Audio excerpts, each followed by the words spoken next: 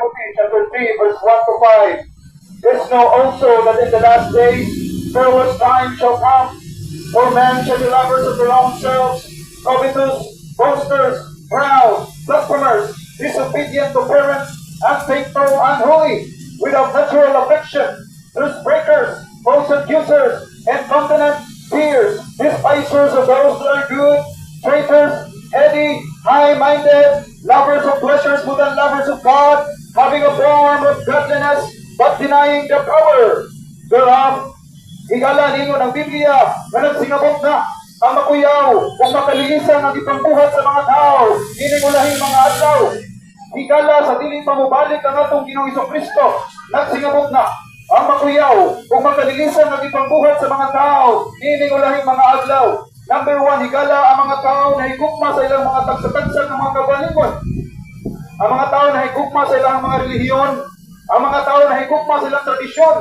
ang mga tao na higugma sa ilang edukasyon, ang mga tao na higugma sa ilang profesyon,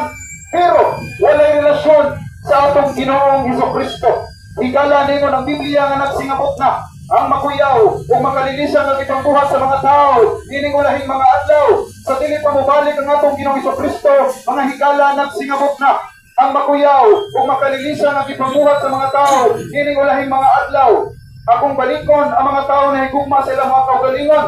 ang mga tao na higugma sa ilang profesyon o edukasyon, ang mga tao na higugma sa ilang religion, ang mga tao na higugma sa ilang tradisyon, pero walay relasyon sa atong Ginoong Hesukristo. Higala nagsingabot na ang makuyaw kung makalilisan ang ipangbuhat sa mga tao nining ulahing mga adlaw, inigbalik sa atong Ginoong Hesukristo ang iyang balos ngadto sa mga tao na wala motuod o wala mosalik ng Kristo Jesus adto sa walay hulong nga pakalaglag ngadto sa linaw nga kalayo sa impierno. Ang balos sa Dios sa kato mga tao na wala motuod, wala mosalik o wala relasyon sa atong Ginoong Hesukristo. And the Bible says in 2 Thessalonians chapter 1 verse 7 to 9, when the Lord Jesus shall be revealed from heaven with his mighty angels, in flaming fire, and giving vengeance to them that know not God,